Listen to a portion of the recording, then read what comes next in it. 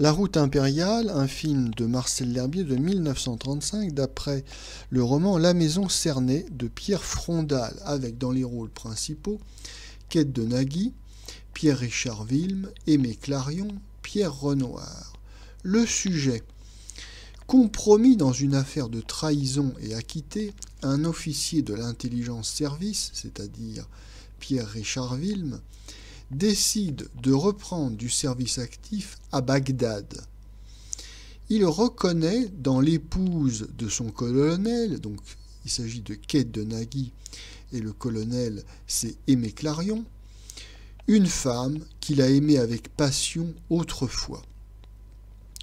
Avant de partir pour une mission périlleuse, il veut lui faire ses adieux et, surpris, il choisit de laisser croire à une trahison plutôt que de compromettre la jeune femme. Oh là là. Bon. Alors, la recette d'un bon film d'aventure, c'est bien sûr un scénario qui tient la route. Alors, ça n'est pas forcément un scénario compliqué, avec des histoires à tiroir. Non, ça peut être un scénario très simple, mais du moins, faut-il encore qu'il tienne la route et que le spectateur accroche à l'histoire. Et la deuxième recette pour le succès d'un film d'aventure, c'est bien sûr une mise en scène dynamique, c'est-à-dire donc bien cinématographique, avec des scènes tournées en extérieur, des chevauchées, des bagarres, des choses comme ça, enfin, tournées d'une manière le plus proche de la réalité possible. Alors Marcel L'Herbier, malheureusement, a encore une fois choisi un sujet rocambolesque, un peu d'ailleurs à la manière d'Abel Gance, qui est le spécialiste des scénarios sans queue ni tête, avec des intrigues tirées par les cheveux. Donc là, bon, nous sommes sommés de croire à cette histoire d'officier de l'intelligence service qui préfère la dégradation, l'humiliation, le peloton d'exécution, plutôt que d'avouer bien que, en fait, il s'est strictement rien passé avec la femme du colonel. Bon, alors, évidemment, même avec beaucoup de bonne volonté, le spectateur a du mal à accrocher à cette histoire, et malgré la superbe présence de Pierre-Richard Wilm, qui, comme d'habitude, porte très bien l'uniforme. Alors, ça plaît peut-être aux midinettes, mais bon, pour le spectateur lambda, c'est un peu difficile à suivre pendant 90 minutes.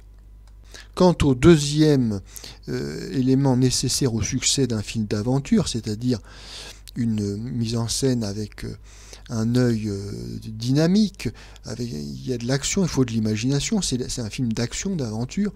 Bon, comme à son habitude, encore une fois, Marcel L'Herbier n'y arrive pas, il tourne son film d'une manière plate, statique, un peu comme s'il s'agissait de théâtre filmé. On est loin, par exemple, et c'est un contre-exemple, de la Maestria de Christian Jacques, qui, avec peu de moyens, du moins dans les années 30, parce qu'après il aura à diriger des films avec des gros moyens. Mais donc un Christian Jacques dans les années 30, avec peu de figurants, il arrive à reproduire des mouvements de foule, il est particulièrement doué pour les scènes d'action, les charges de cavalerie, etc., etc. Bon, il a vraiment un œil cinématographique, et c'est le contre-exemple parfait de Marcel L'Herbier. Alors, que reste-t-il dans ce film ? Alors, il nous reste bien sûr les acteurs, mais il faut remarquer que dans ce film, tous les acteurs sont distribués à des rôles où on les a déjà vus. Ce sont des emplois habituels. Alors, donc, Pierre-Richard Wilm, qui porte très bien l'uniforme, on le sait, donc ce qui a un grand succès auprès du public féminin dans les années 30, c'est une très très très grande vedette avec un immense succès. Bon, Pierre-Richard Wilm, une fois de plus, joue le rôle de cet éternel officier un peu ténébreux, tout en intériorité, avec un combat qu'il mène avec lui-même, enfin bon, rôle bien connu. Ensuite, nous avons Aimé Clarion dans le rôle du fameux colonel, où il peut jouer n'importe quel rôle, Aimé Clarion. Vous remarquerez qu'il les interprète toujours de la même façon, et notamment en se tenant les hanches, donc avec ses deux mains en arrière, il s'appuie sur ses hanches, il bombe le torse et il envoie le texte. Allez hop.